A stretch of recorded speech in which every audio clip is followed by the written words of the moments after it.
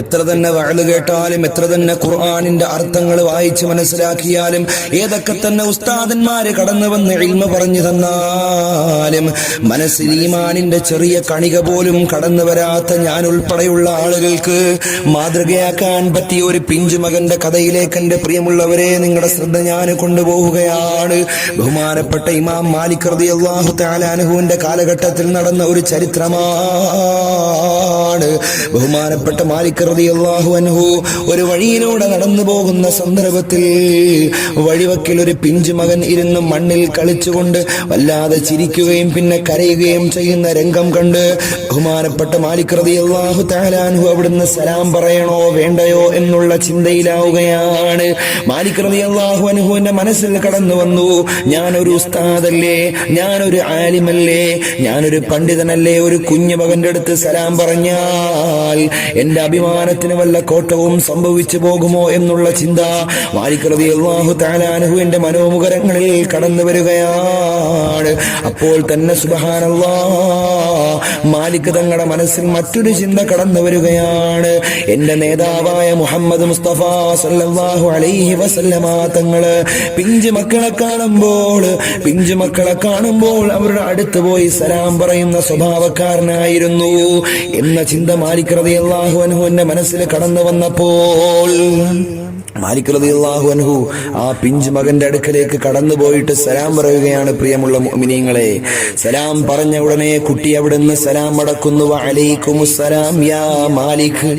മാലിക് റളിയല്ലാഹു അൻഹുവിന്റെ പേര് വിളിച്ചുകൊണ്ട് അവിടുന്ന് സലാം മടക്കിയപ്പോൾ മാലിക് റളിയല്ലാഹു അൻഹു വല്ലാത്ത ആശ്ചര്യപൂർവ്വം അത്ഭുതത്തോടുകൂടി ആ പ്രിയപ്പെട്ട മകനെ നോക്കിയിട്ട് ചോദിക്കുകയാണ്, ഓ മോനെ, നിനക്ക് എങ്ങനെയാണ് എന്നെ മനസ്സിലായത്?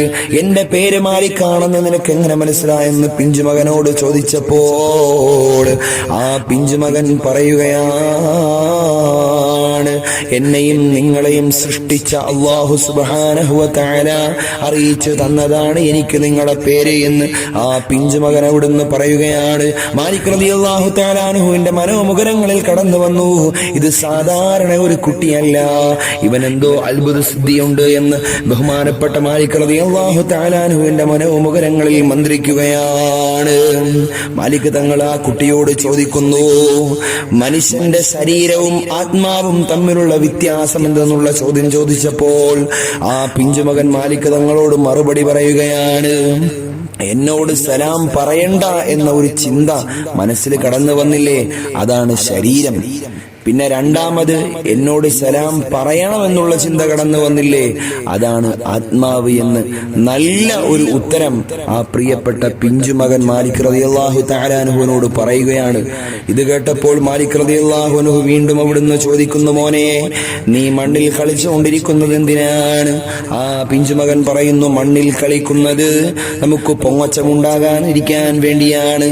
നമ്മുടെ സൃഷ്ടിച്ചതും അതുപോലെ തന്നെ മരണപ്പെട്ട് നമ്മൾ അടക്കുന്നതും മണ്ണിലല്ലേ, അതുകൊണ്ടാണ് ഞാൻ മണ്ണുമായി ഇടപെടുന്നതെന്ന് പിഞ്ചുമോൻ പറയുമ്പോൾ വീണ്ടും മാലിക് റളിയല്ലാഹു അൻഹു ചോദിക്കുന്നു, ഇടയ്ക്ക് നീ കരയുന്നതും പിന്നെ നീ ചിരിക്കുന്നതും ഞാൻ കണ്ടുവല്ലോ, അതിന്റെ അർത്ഥം എന്താണെന്ന് ചോദിച്ചപ്പോൾ പിഞ്ചുമകന് പറയുകയാണ്, ഞാൻ ചിരിക്കുന്നത് അല്ലാഹു സുബ്ഹാനഹു വ തആലയുടെ റഹ്മത്ത് ഓർത്തിട്ടാണ്. എത്ര തന്നെ കോപമുണ്ടെങ്കിലും, എത്ര തന്നെ ദേഷ്യമുണ്ടെങ്കിലും, എത്ര തന്നെ പാപങ്ങൾ ചെയ്ത ആളുകളാണെങ്കിലും അല്ലാഹു സുബ്ഹാനഹു വ തആല കാരുണ്യവാനാണെന്നുള്ള ആ ഒരു സന്തോഷത്തോടു കൂടിയാണ് ഞാൻ ചിരിക്കുന്നത്. പിന്നെ ഞാൻ കരഞ്ഞത് എന്തിനെന്നറിയുമോ? നരകത്തിനെ കുറിച്ച് ഓർത്തിട്ടാണ് ഞാൻ ഇടയ്ക്ക് കരയുന്നതെന്ന് പിഞ്ചുമകൻ പറയുന്നു.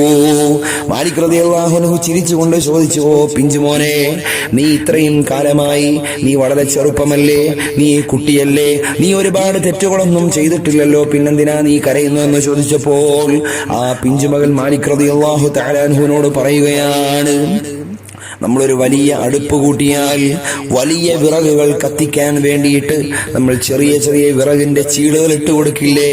ഇതുപോലെ നരകം കത്തിക്കാൻ വേണ്ടി, വലിയ വലിയ ആളുകളെ കത്തിക്കാൻ വേണ്ടിയിട്ട് ചെറിയ ചെറിയ ചീളുകളായ പാപികളായ കുട്ടികളെ ഇട്ടുകൊടുത്താലോ എന്നുള്ള ചിന്ത എന്റെ മനോമുഖരങ്ങളിൽ കടന്നു വന്നതിന്റെ പേരിലാണ് മാലിക് തങ്ങളെ ഞാൻ കരഞ്ഞു പോയതെന്ന് ആ പിഞ്ചുമകൻ പൊട്ടിക്കരഞ്ഞുകൊണ്ട് മാലിക് റളിയല്ലാഹു തആല അൻഹുവിനോട് പറയുമ്പോൾ